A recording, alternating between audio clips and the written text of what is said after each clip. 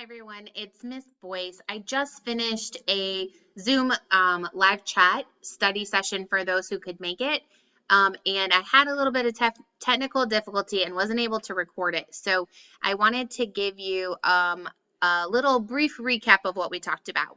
Okay, so the first thing we talked about is how we add the line above a diphthong. So let me show you. On the word horse, if I wanted to transcribe that, I'm going to, if I want to stay in my Word document, I'm going to do the H. I'm going to go to Insert, Symbol, Symbol again. I have several of them up, but if you didn't, you would go to More Symbols. You would have the backwards C. We're doing the OR for the horse, and then the R, and the, the S. That's how you transcribe horse, okay? But I need to indicate that this is a diphthong. So in order to do that, I go to Insert, Shapes, and draw a line right above. So that's what it would look like. Your other option would be to, let's see here, I might have just deleted it. Hold on. Let me go to IPA type it. So I can go to ipatypeit.com and, ipa.typeit.org/full, and I can do it here. So I'm writing my H on my keyboard, not here. These are not the correct H's, okay? So you're only looking for the specific phoneme that would be not on your regular keyboard if you need to use something here. So you have your H, your backwards C, and then you're going to use this, they call it a tie bar. It is a half moon shape. That's not correct, but it's our best option in this keyboard. You need to do the first letter of the first phoneme of your diphthong, then your half moon shape, and then the second letter, or the second phoneme of your diphthong. And then you have the S. So I will copy it, and then try that again, copy, go to my Word document, and I can paste it. The one thing I'll ask you to do, you can see the font is different. You do want to make sure to change that. I made this 40 so you could see it. So now they look the same. The only difference is, in either way is acceptable. I'm fine with either when you're transcribing.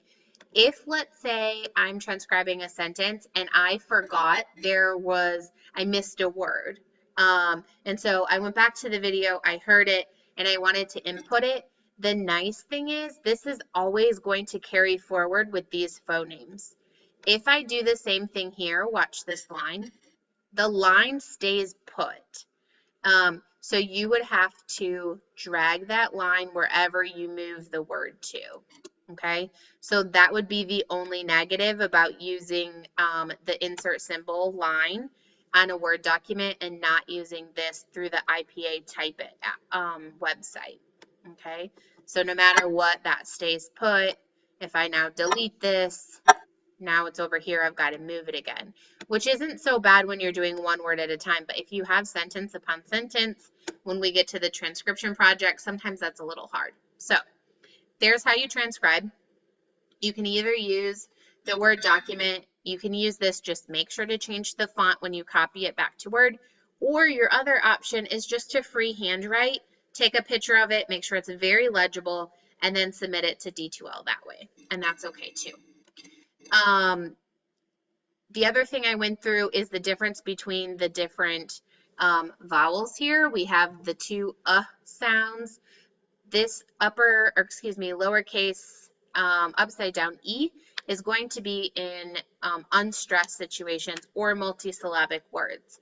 About, customer, imitate, all of the that's in a multisyllabic word. The caret or upside down V is going to be the same sound, but it's used in stressed syllables or single syllable words. So hut, there's only one vowel, it has to be stressed. So you're going to choose this one. Same thing with the ers. This one is going to be for unstressed, and this will be for stressed, or this will be for single syllable words. This would be for multiple syllable words. So when in doubt, if it's multiple syllable, go with this and this when you need those particular phonemes. Let me think what else. The other thing that we did do is we went through and transcribed, but now I don't know. I think I deleted it. So there, we went through and transcribed several words. But somehow they all got deleted, so I can't show you that. But I'm happy if anyone needs some additional words to transcribe that was the other thing we went over. Let me get into, maybe it's already pulled up. Oops, hold on. Make sure my password's right.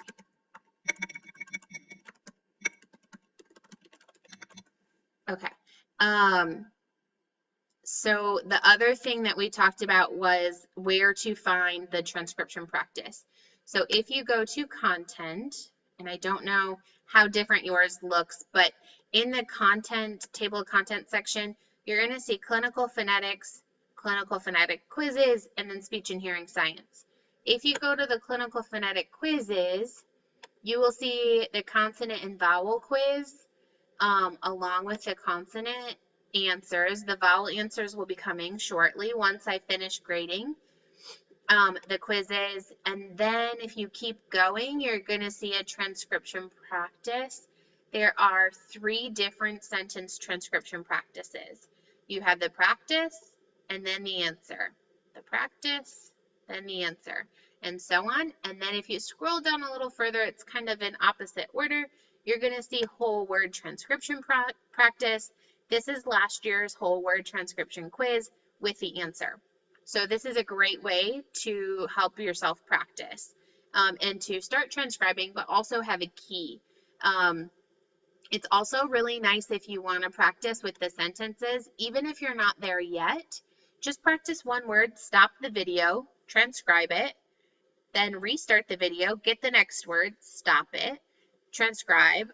So you can stop and start as much as you need to, but it's a great one because we are going to be doing sentence transcription quiz next week. So there's lots of different opportunities for you to transcribe. If you want additional practice, please let me know.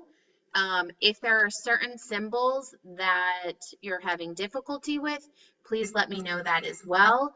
This ah and ah are usually difficult, especially for kind of the Appalachia region. And so if you're looking at me, the ah is more of a round, a long oval shape, and ah is more of a rounded circular shape. So obviously we're not going to stretch the vowel that long, but that's a good tip as well. If you have any more questions as you're going through, please let me know on D2L. I'm happy to do additional videos. I just need to know what you're having difficulty with. So hopefully this helped, and I hope you all have a great night.